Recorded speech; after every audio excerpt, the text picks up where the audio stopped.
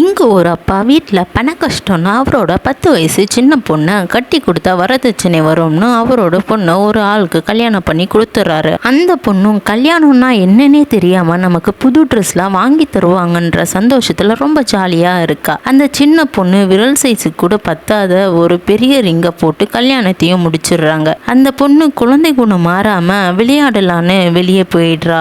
அப்படியே ஃப்ரெண்ட்ஸ் கூட ஒரு கடைக்கு போயிட்டு அவளுடைய மேரேஜ் ரிங்கை வித்துட்டு அவளுக்கு ரொம்ப பிடிச்ச ரொம்ப நாளாக வாங்கணும்னு ஆசைப்பட்ட ஒரு பொம்மையை வாங்கிடுறா. அந்த பொண்ணோட அப்பா வந்து இங்கே என்னம்மா பண்ணிட்டு இருக்க அப்படின்னு ஒழுங்கா வானா சொல்லி அந்த சின்ன பொண்ணு கையில் இருக்க அந்த பொம்மையை பிடுங்கி போட்டுட்டு மாப்பிள்ளை கூட காரில் ஏற்றி என் பொண்ணு நல்லா பார்த்துக்கோங்கன்னு சொல்லி அனுப்பிடுறாரு. ஆனால் அந்த மாப்பிள்ளை சின்ன பொண்ணுன்னு கூட பார்க்காம அன்னைக்கு நைட்டே அந்த பொண்ணை அபியூஸ் பண்ணிடுறான். அடுத்த நாள் மாமியார் வந்து பார்க்கும்போது அந்த பொண்ணு இருந்த இடத்துல ஒரே ரத்தமாக இருந்திருக்கும். அது என்னன்னு கூட பார்க்காம இவ்வளோ நேரம் என்ன உனக்கு தூக்கம் கிடைக்குது அப்படின்னு திட்டி வீட்டில் இருக்க வேலையெல்லாம் வாங்கிடுறா. சப்பாத்தி சுடுறது, தண்ணி பிடிக்கிறதுன்னு வீட்டு வேலை, காட்டு வேலைன்னு எல்லாத்தையும் வாங்கிடுறா. இந்த பொண்ணும் அவன் கூட இருந்த அந்த அருவருப்பு தாங்காம குளிப்பா. நைட்டு மறுபடியும் ரூம்குள்ளே போனா புருஷங்காரன் வற்புறுத்துவான்னு வெளியவே இருப்பா. ஆனால் அந்த மாமியார்காரியோ அந்த சின்ன பொண்ணை உள்ள தள்ளி டோரை லாக் பண்ணிடுறா. அந்த மனித மிருகமும்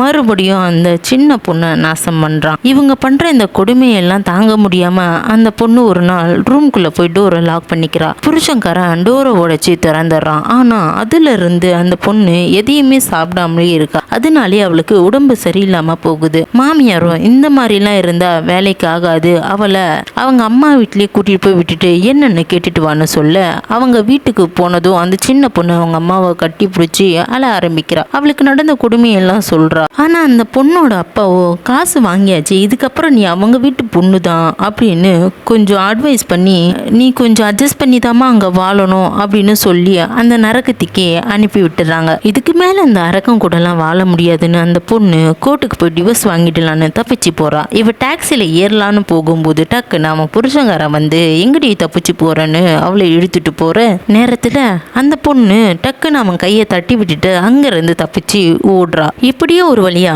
கோர்ட்டுக்கும் போயிடுறா. அங்க இருக்க ஜட்ஜை மீட் பண்ணி எனக்கு எப்படியாவது டிவோர்ஸ் வாங்கி கொடுங்கன்னு கேட்க ஜட்ஜும் ஷாக் ஆயிட்டு என்னம்மா சொல்ற, உனக்கு மேரேஜ் ஆயிடுச்சா அப்படின்னு கேட்குறாரு. அப்பதான் அந்த சின்ன பொண்ணு எனக்கு 10 வயசுன்னு சொல்லிட்டு அவளுக்கு நடந்த கொடுமை எல்லாத்தையும் சொல்றா.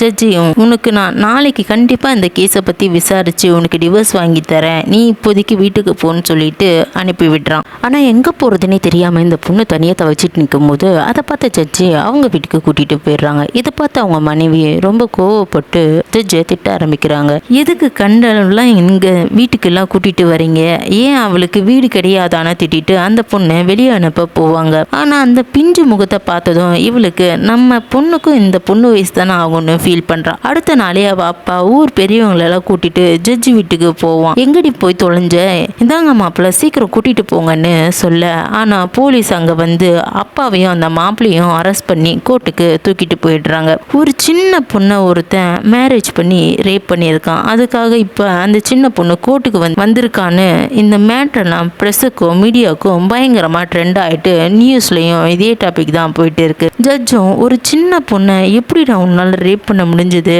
அப்படின்னு திட்ட, நான் யாருக்கும் தெரியாமல் ஒன்றும் கூட்டிகிட்டு வரல, அவங்களுக்கு ஏகப்பட்ட வரதட்சணையை பணத்தை கொடுத்து தான் அவளை கல்யாணமாக பண்ணிட்டு வந்தேன், அது மட்டும் இல்லாமல் அவள் என்னுடைய பொண்டாட்டி, அவ கூட நான் ஒன்றா இருக்கிறதுல என்ன தப்புன்னு முட்டாள்தனமாக பேசிட்டு இருக்கான். பொண்ணோட அப்பா கிட்ட ஜட்ஜி ஏன் நீங்கள் உங்கள் சின்ன பொண்ணை கல்யாணம் பண்ண வச்சிங்கன்னு கேட்க, என் பெரிய பொண்ணுக்கு நடந்த மாதிரி என் சின்ன பொண்ணுக்கும் நடந்துடக்கூடாதுன்னு தான் சீக்கிரம் அவளுக்கு கல்யாணம் பண்ணி வச்சேன்னு சொல்லி அவர் பெரிய பொண்ணுக்கு என்னாச்சுன்னு அதை பற்றி சொல்ல ஆரம்பிக்கிறாரு. மகளை வீட்டில் விட்டுட்டு இவர் வேலைக்கு போயிட்டு இருப்பாரு. அந்த நேரம் பார்த்து அந்த ஏரியாவில் இருக்க பணக்காரனுடைய ஒரு பையன் நூஜும் வெளியே விளையாடிட்டு இருக்குதை பார்த்துட்டு அவங்க அக்கா உள்ள தனியாக இருக்கிறதையும் பார்த்தவன் உள்ள போய் டோரை லாக் பண்ணி அந்த பொண்ணை கொடூரமாக ரேப் பண்ணிடுறான். இப்போ அவங்க அம்மா வீட்டுக்கு வந்து பார்க்கும்போது ரொம்ப அழுதுட்டு ரஹீமோட பையன் தான் இதை பண்ணான் அப்படின்னு சொல்கிறான். வந்த கோவத்தில் அவங்க அப்பா கன்னை எடுத்துட்டு அந்த பையனோட போட்டுத்தல்ல அவங்க வீட்டுக்கு போகிறாரு.